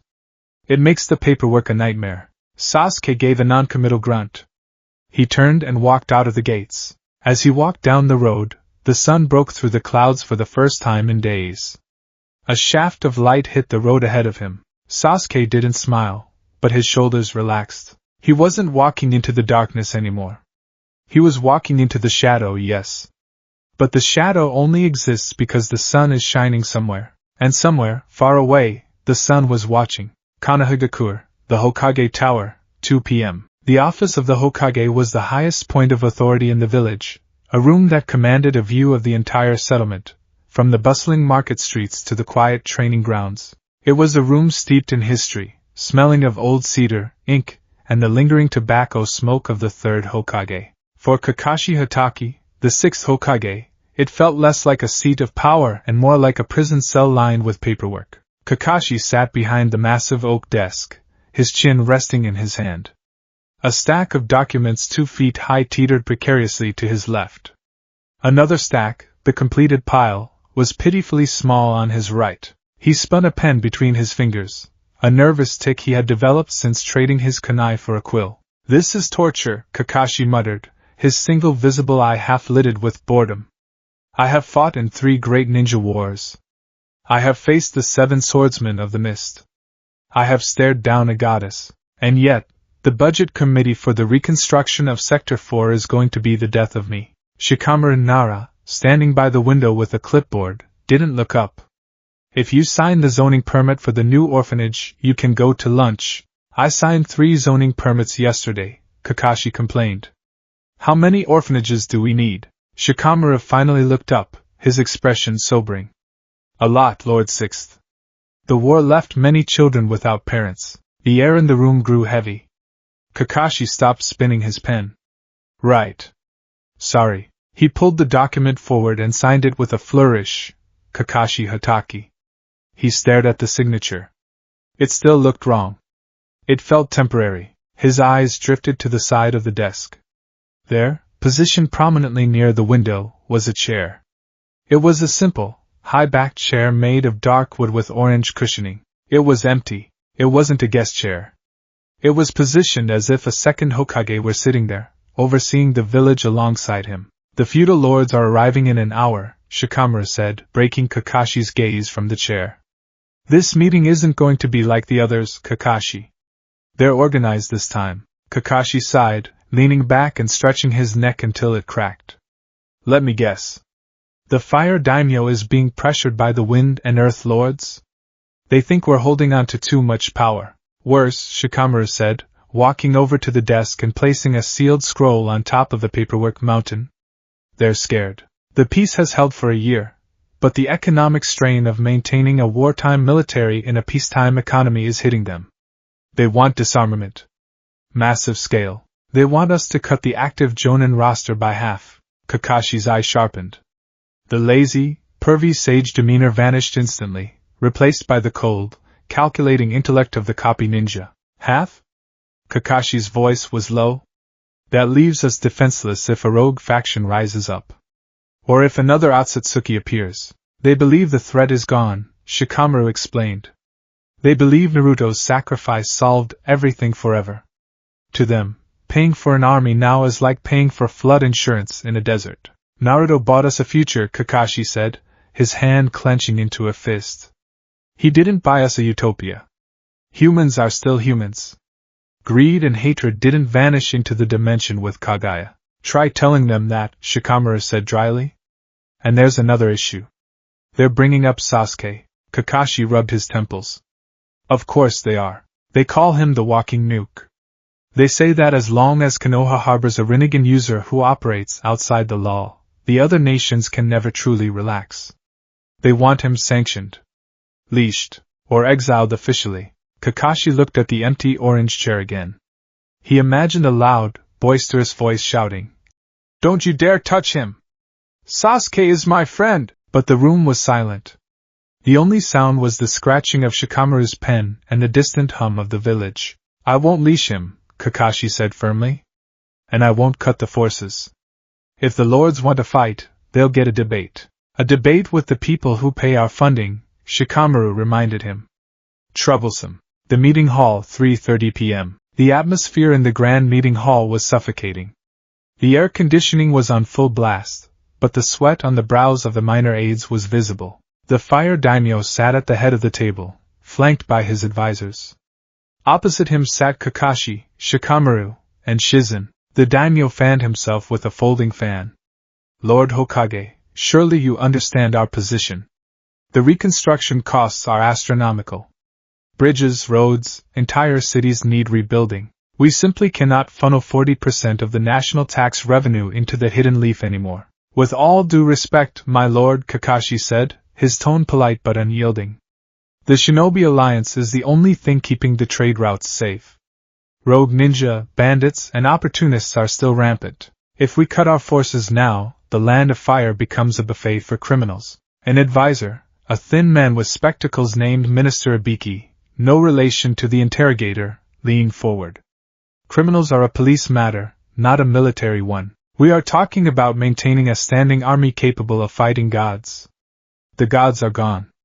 The hero Uzumaki dealt with them. Kakashi didn't flinch at the name, though he felt Shizen stiffen beside him. Naruto Uzumaki, Kakashi said steadily, sacrificed himself to stop an extinction-level event. He did not sacrifice himself so we could become complacent. The technology used by the enemy, the white Setsu remnants, they are still out there. And you have the Uchiha, the minister countered sharply. Sasuke Uchiha? He alone has the power of a nation. Why do you need thousands of Chunin when you have a monster in your pocket? Sasuke is not a weapon, Kakashi said, his voice dropping an octave. He is a citizen of the Leaf. He is an international criminal who was granted a pardon based on the word of a dead boy. The minister snapped. The room went deadly silent. Shikamaru's shadow flickered, stretching unnaturally across the table toward the minister. The Nara genius's eyes were narrowed dangerously. Kakashi placed a hand on Shikamaru's arm, restraining him. He looked at the minister with a gaze that had terrified Zabuza Momochi. Naruto is not dead, Kakashi said softly. He is holding the line. And as for Sasuke, he is the only reason you are sleeping safely at night. He hunts the threats you don't even know exist. Then let him be the army. The minister argued, though his voice wavered under Kakashi's stare. Disarm the rest. Or we will cut the funding unilaterally. Kakashi stood up. The chair scrapped loudly against the floor. If you cut the funding, Kakashi said, you compromise the safety of the entire continent. I will not sign off on a reduction of forces. If you want to pinch pennies, sell your summer palace. The daimyo gasped. Lord Hokage. That is impertinent. That is reality, Kakashi said. We are done for today. He walked out, his white robes billowing. Shikamaru and Shizen followed, leaving the lord stunned in his wake. Once they were in the hallway, Kakashi let out a long breath, slumping against the wall. You told the daimyo to sell his palace, Shikamaru noted. That was satisfying? Shizen offered. Reckless, Shikamaru corrected. But yeah, satisfying. They don't get it, Kakashi muttered, pulling his mask up to hide his frustration. They think peace is a default state. They don't realize it's a garden that needs constant weeding. The slums of Konoha, the Undercity. While the Hokage debated in the ivory tower, a different kind of meeting was taking place in the shadows of the reconstruction zone. Konoha was rebuilding fast, but the newly annexed districts, hasty housing projects for refugees, were a labyrinth of unlit alleys and desperation. In a basement beneath a ruined sake brewery, 20 men and women gathered. They wore cloaks, but beneath them, they wore the forehead protectors of the leaf, the rock, and the mist. They were veterans, but they were not celebrating the victory. Their eyes were dull. Their movements were sluggish. They looked like addicts going through withdrawal. It has been a year, a man whispered. He was missing an arm, a casualty of the Ten-Tails fission beings. A year of pain. My phantom limb hurts every day. My wife is dead. My house is gone. In the dream. A woman spoke up, rocking back and forth. In the dream, my daughter was alive. She was a Chunin. We were happy. The leader of the group stood on a crate. He was a former Jonin of Konoha named Kaido. He had a jagged scar running down his face. They call it a victory, Kaido spat. They celebrate the day the hero woke us up.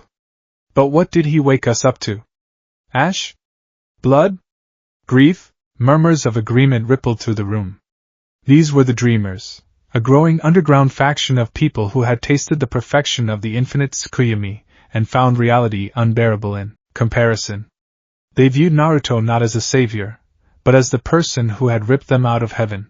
Madara was right, Kaido declared. This reality is hell. But there is a way back. He pulled out a scroll. It wasn't an official village scroll. It was old, stolen from the archives of the Root Foundation during the chaos of the war. The infinite Tsukuyomi requires the moon and the tree, Kaido said. We cannot replicate that. But there are genjutsu in the forbidden scroll of seals that can approximate it. Mass hallucinations. If we can access the scroll of seals in the Hokage Tower, we can cast a genjutsu over this district. We can sleep again. We can be happy again. But the Hokage. Someone whispered. The Hokage is weak, Kaido sneered. He is drowning in paperwork. The yellow flash is gone. The demon fox is gone. And the Uchiha is wandering the world playing hero. The village is vulnerable. He drew a kunai. Tonight, we take back our dreams. We infiltrate the tower. We take the scroll. And if anyone stands in our way, we send them to the afterlife they seem to love so much. The streets of Konoha, 10 p.m. Konohamaru Sarutobi walked the perimeter of the Hokage Tower. He was 18 now, a Chunin, and the scarf around his neck was a little tattered, but he wore it with pride. He spun a kunai on his finger, humming a tune. Man, guard duty is boring, Konohamaru complained to his partner, Moegi. Moegi, checking a sensory barrier seal on the wall, rolled her eyes. Boring is good, Konohamaru. Boring means no one is dying. Would you rather be fighting 10,000 Zetsu clones? No, Konohamaru admitted. But a little action would be nice. I've been training my Rasengan. I got the rotation speed up by 10%, Great, you can spin water faster. Very Hokage-like. Hey! Naruto Naiken saved the world with spinning water. Moegi softened at the mention of the name. Everyone did. Yeah. He did. Suddenly, the sensory tagged Moegi was touching flared red. Barrier breach! She shouted, her voice snapping into professional alertness. Sector 3. West Wall. Konohamaru dropped his casual demeanor instantly. That's the archive's entrance. Alert the Umbu. I'm going in. Konohamaru, wait for backup. No time. If they get to the secrets, it's over. Konohamaru sprinted. He didn't run like a child anymore. He ran low to the ground, his chakra flaring. He scaled the side of the tower, leaping through an open window on the 3rd floor. The archive hall was dark, illuminated only by the moonlight filtering through the high windows. Konohamaru landed silently on the tatami mats. He sensed them before he saw them. 7 chakra signatures. Jonin level. Who's there? Konohamaru called out, stepping into the light. The intruders froze. They were clustered around the main display case, which had been shattered. Kaido, the leader, held the massive scroll of seals on his back. A kid, Kaido scoffed. Go home, Sarutobi. This doesn't concern you. Stealing the forbidden scroll concerns the whole village, Konohamaru said, crouching into a combat stance. Put it back, and I won't have to hurt you. Kaido laughed. It was a brittle, jagged sound. Hurt us? Kid, we've seen hell. You're just the speed bump. Take him out, Kaido ordered. 3 of the rogues lunged. Konohamaru didn't flinch. Shadow Clone Jutsu! 2 clones appeared beside him. They moved in perfect synchronization. The first rogue threw a spread of shuriken. Konohamaru deflected them with his kunai, sparking in the dark. The second rogue, a burly man using Earth Style, slammed his fists into the ground. Earth Style, tearing Earth Palm, the floor fractured. Konohamaru jumped, kicking off the ceiling to gain momentum. Rasengan! He drove the spiraling sphere of chakra into the Earth user's back. The man groaned and crumpled, the stone armor shattering. 1 down! Konohamaru shouted. But the third rogue was fast, a wind-style user. He unleashed a blade of wind that sliced through Konohamaru's clones. The real Konohamaru skidded back, a cut opening on his cheek. You're fighting for a lie! Kaido yelled, strapping the scroll tighter. Why defend this world? It's full of pain. Don't you miss your grandfather? Don't you miss your Uncle Asuma? Konohamaru froze for a split second. The mention of the 3rd Hokage and Asuma hit a nerve. We can bring them back. Kaido pressed, seeing the hesitation. In the dream, they are alive. Naruto is alive. We can all be together. Konohamaru looked at the desperate, crazed eyes of the man. He felt a pang of pity. These weren't monsters. They were broken people. But then he looked at the empty space on the wall where Naruto's portrait should be. A dream where you have no choice isn't a life, Konohamaru said, his voice steadying. It's a cage. Naruto Naiken gave everything to break that cage. I won't let you build it again, then die with your reality. Kaito roared. All 6 remaining rogues attacked at once. It was too much. Konohamaru was talented, a prodigy even, but he was one Chunin against 6 battle-hardened veterans fueled by madness. A water whip caught his ankle. A fireball scorched his vest. A kick to the gut sent him flying into a bookshelf, which collapsed on top of him in a heap of scrolls and dust. Konohamaru gasped for air, blood trickling from his mouth. He tried to stand, but a boot slammed into his chest, pinning him down. Kaido stood over him, a kunai raised. The dream of the Hokage died with Naruto, Kaido spat. You're just a ghost chasing a phantom. Konohamaru grit his teeth. He grabbed Kaido's ankle, his grip weak but defiant. The dream. Konohamaru wheezed. The dream doesn't die, just because the dreamer wakes up, Kaido sneered. Goodbye, Sarutobi. He brought the kunai down. The arrival. The kunai never reached Konohamaru's throat. The air pressure in the room dropped. A sound, like 1,000 birds chirping in panic, filled the archives. Swing. A sword, a straight-bladed kusanagi, intercepted the kunai. Sparks flew. Kaido blinked. He looked up. Standing between him and Konohamaru was a figure cloaked in black. The figure had only one arm, which held the sword with effortless grace. Thunder rumbled outside, and a flash of lightning illuminated the intruder's face. The Sharingan spun red in the right eye. The Rinnegan rippled purple in the left. Sasuke Uchiha had returned. As Sasuke, Kaido stammered, stumbling back. The terror was primal. This was not a Chunin. This was the man who had fought gods. Sasuke didn't speak. He flicked his wrist, and a wave of kinetic force threw Kaido across the room. Sasuke-san? Konohamaru whispered, coughing. Sasuke glanced down. His expression was unreadable, cold as ice.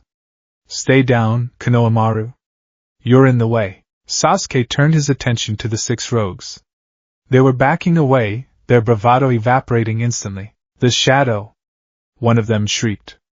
Run! No one runs, Sasuke said softly. He moved. It wasn't a fight. It was a dismantling. Sasuke disappeared. He reappeared behind the wind user. He didn't use a jutsu. He simply kicked the man's knee, shattering it with a sickening crunch, then elbowed him in the neck. The man dropped. 2 rogues tried to combine fire and water style. Sasuke walked through the steam, his Susanoo ribcage manifesting for a split second to deflect the damage. He grabbed the fire user by the face and slammed him into the floor, cracking the foundation. He was brutal. Efficient. Merciless. He broke arms. He crushed windpipes. He moved like a hurricane of violence. Kaido, recovering near the window, saw his squad decimated in 10 seconds. He panicked. He grabbed the scroll of seals and tried to jump out the window. A Minotajikara. Sasuke swapped places with a piece of debris in front of the window. Kaido ran straight into Sasuke's chest. Sasuke grabbed Kaido by the throat with his single hand and lifted him off the ground. You talk about dreams, Sasuke whispered, his face inches from Kaido's. You have no idea what a nightmare is, Kaido gurgled, clawing at Sasuke's hand. We just wanted peace. You wanted escape, Sasuke corrected. His grip tightened. Cowards who reject the sacrifice my friend made do not deserve to live in the world he saved. Sasuke's eyes narrowed. Killing intent flooded the room, thick and suffocating. He was going to crush Kaido's throat. He was going to execute him right there. Sasuke, stop! The shout came from the floor. Sasuke paused. He didn't let go, but he looked back. Konohamaru had pulled himself up. He was swaying, bleeding, but his eyes were fierce. Don't kill him, Konohamaru said. He is a traitor, Sasuke said coldly. He tried to kill you. He tried to steal the legacy of the village. I know, Konohamaru yelled. But if you kill him, you just prove him right. You prove that this world is just violence and death. Sasuke's eye twitched. Justice requires violence. Not this kind. Konohamaru stepped forward, limping. Naruto Niken wouldn't kill him. He'd punch him, yell at him, maybe buy him ramen later, but he wouldn't execute him in the dark, Sasuke scoffed. Naruto was naive. That's why he's gone. He's gone because he loved us. Konohamaru screamed, tears mixing with the blood on his face. He loved us enough to suffer forever. If you kill this guy, you're spitting on that love. You're making the village a place of fear, not hope. Konohamaru pointed a shaking finger at Sasuke. You're the shadow, Sasuke-san. I get that. But the shadow is supposed to support the light, not snuff it out. Sasuke stared at the boy. For a moment, the image of Konohamaru blurred. In his place, Sasuke saw a shorter, blonder boy in an orange jumpsuit. A boy who stood between him and Gaara. A boy who stood between him and Orochimaru. A boy who never, ever gave up on him, even when he was a monster. If I can't save one friend, how can I be Hokage? The echo of Naruto's voice rang in Sasuke's ears. Sasuke looked at Kaido, who was turning blue. He looked at the fear in the man's eyes. If he killed him, the dreamers would become martyrs. The rebellion would grow. The cycle of hatred would spin again. Sasuke exhaled slowly. The killing intent vanished. He dropped Kaido. The rogue leader fell to the floor, gasping for air, clutching his throat. You're lucky, Sasuke said, looking down at him with disgust. Not because of mercy, but because I don't want to clean your blood off the floor. Sasuke turned to Konohamaru. Tie them up. called the Umbu. Konohamaru let out a breath he felt like he'd been holding for a year. He slumped against the wall, grinning weakly. You listened. Sasuke walked over to the young Chunin. He reached out and straightened Konohamaru's scarf. You talk too much, Sasuke said. Just like him. I'll take that as a compliment. Don't, Sasuke muttered. But there was no malice in his voice. You fought well. For a loser. I'm not a loser. I'm the future 8th Hokage. Sasuke paused. He looked at the space on the wall where the portraits hung. We'll see, Sasuke said. Don't die before then. The aftermath, dawn. The sun was rising over Konoha. The Umbu had taken the rogues into custody. Ibiki Marino was already interviewing them to find the rest of their cell. Kakashi sat in his office. The scroll of seals was back in its vault, reinforced with new barriers. Sasuke stood by the window, watching the village wake up. I heard you almost lost your temper, Kakashi said, pouring 2 cups of tea. They were insurrectionists, Sasuke said. They deserve death. Maybe, Kakashi agreed. But Konohamaru was right. We can't build a peace on a pile of corpses. That was Danzo's way. That was Madara's way. Sasuke took the tea. He looked at the steam rising from the cup. The feudal lords, Sasuke said. They want me gone. They want a lot of things. Kakashi waved his hand dismissively. I handled it. You threatened to sell the daimyo's summer home, Sasuke said deadpan. Kakashi chuckled nervously. News travels fast. I'm leaving again, Sasuke said. The dreamers. They mention having contact with a supplier in the land of snow. Someone is feeding them these ideas. And weapons. You just got here, Kakashi said. You haven't even seen Sakura. I saw her, Sasuke lied. He hadn't, but he had left a small note on her balcony, safe. Don't worry, Sasuke, Kakashi said, his voice serious. You don't have to carry the whole world. Naruto is carrying the heavy part. Sasuke looked at the empty orange chair. He walked over to it. He placed his hand on the backrest. The wood was smooth. That's why I have to do this, Sasuke said softly. He's holding the sky up. The least I can do is make sure the ground doesn't crumble beneath it. Sasuke turned to Kakashi. Keep the chair, Kakashi. Don't let anyone sit in it. I wasn't planning on it. Sasuke nodded. He walked to the window, opened it, and stepped onto the sill. Sasuke, Kakashi called out. The Uchiha looked back. Does it get easier? Kakashi asked. The quiet? Sasuke looked at the village, bathed in the morning light. He thought of Konohamaru standing up to him. He thought of the will that had been passed down. No, Sasuke said. It doesn't get easier. But it gets necessary. He vanished. The void. Naruto sat in the purple mist. He was sweating. You felt that, didn't you? Kurama asked. Yeah, Naruto panted. The resonance. Someone was fighting with my will. It was the Sarutobi brat. Kurama chuckled. He has a big mouth. Naruto smiled, wiping his forehead. Inside the seal, Kaguya had been thrashing, sensing the instability in the real world. She had tried to push through, using the dreamer's despair as a conduit. But then, the despair had vanished. Replaced by a sudden, sharp spike of hope. And a familiar, dark chakra that had chosen mercy over murder. Sasuke didn't kill him, Naruto whispered. He wanted to. But he didn't. He is learning, Kurama noted. Slowly. Painfully. But he is learning. Naruto leaned back, floating in the nothingness. Konohamaru. Naruto laughed softly.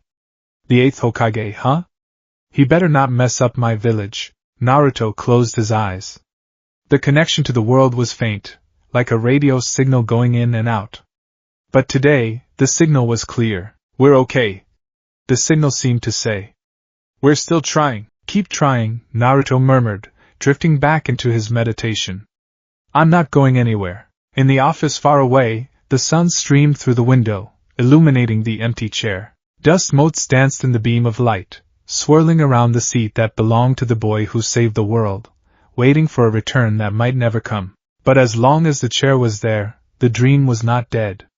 It was just waiting.